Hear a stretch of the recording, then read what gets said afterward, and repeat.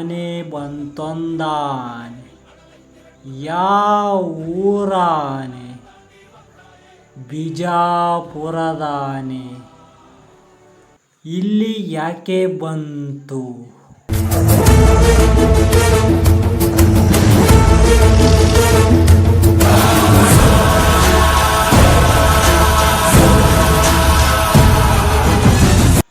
ಅಣ್ಣಯ್ಯ ನೋಡಕ್ ಬಂತು. ರಣ ರಕ್ಷಕರ ರಾಜ ಸುರಕುಲ ಚಕ್ರಾಧಿಪತಿ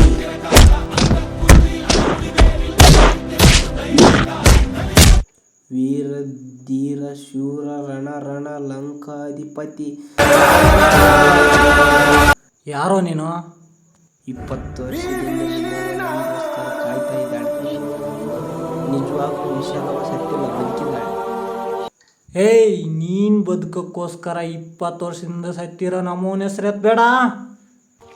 ಇಲ್ಲಿದ್ದ ಹುಡುಕ್ಲಾರ್ದು ಜಾಗ ಇಲ್ಲ, ನೋಡ್ಲಾರ್ದು ಕೇಳ್ತಿಲ್ಲ.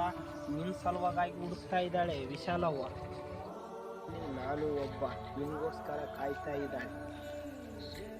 ಅಲ್ಲೂ ನಾಟಕ ನಡೆದ್ರು, ರಾಮನ ವೇಷ ಹಾಕಿದ್ರು, ನೀನೇ ಅನ್ಕೊಂಡು ನೋಡಕ್ ಬರ್ತಾ ಇದ್ದಾಳೆ. ಬೇದರಿದ್ರೆ ತಾಯಿಗೆ ಹೋಲಿಸ್ತೀಯ?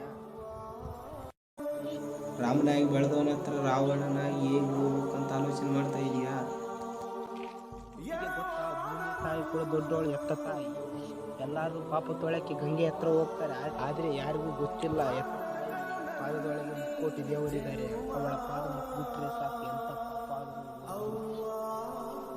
ನಡಿ ಹೋಗೋಣ.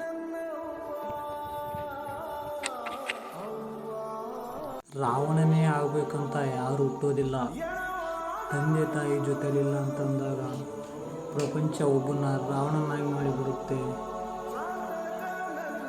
ಅವತ್ತಿಂದ ತಮ್ಮಯ್ಯ ಅಂತಿದೆಯಲ್ಲ, ಒಂದು ಮಾತು ನಿಲ್ಸ್ಕೊಡ್ತೀಯ? ಏನ್ ಬೇಕಾದ್ರೂ ಕೇಳಯ್ಯ, ನನ್ನ ಪ್ರಾಣ ಬೇಕಾದ್ರೂ ಕೊಟ್ಬಿಡ್ತೀನಿ. ಅವಳಿಗೆ ನಾ ಸತ್ತೋದೆ ಅಂತ ಹೇಳ್ಬಿಡು. ಮಾತು ಕೊಟ್ಟಿದೆಯಲ್ಲ, ಸತ್ತೋದೆ ಅಂತ ಹೇಳ್ಬಿಡು. ನನಗೆ ನನ್ನ ಅವ್ವನ್ನ ನೋಡಿದ ನೆನಪಿಲ್ಲ, ನೀನು ನೋಡಿದ್ದಿ ಅಂದಿಯಲ್ಲ. ಹೌದು, ನಮ್ಮವ್ವ ನೋಡೋಕ್ಕೆ ಹೆಂಗಿರ್ತಾಳೆ? ನಂತರನ ನಾನು ಅವನ ದೂರದಿಂದ ಒಂದು ಸಲ ತೋರಿಸ್ತೀಯ? ನೋಡ್ಕೊಂಡು ಹೊಂಟೋಗ್ಬಿಡ್ತೀನಿ ಒಂದೇ ಸಲ. ತೋರಿಸ್ಲಾ?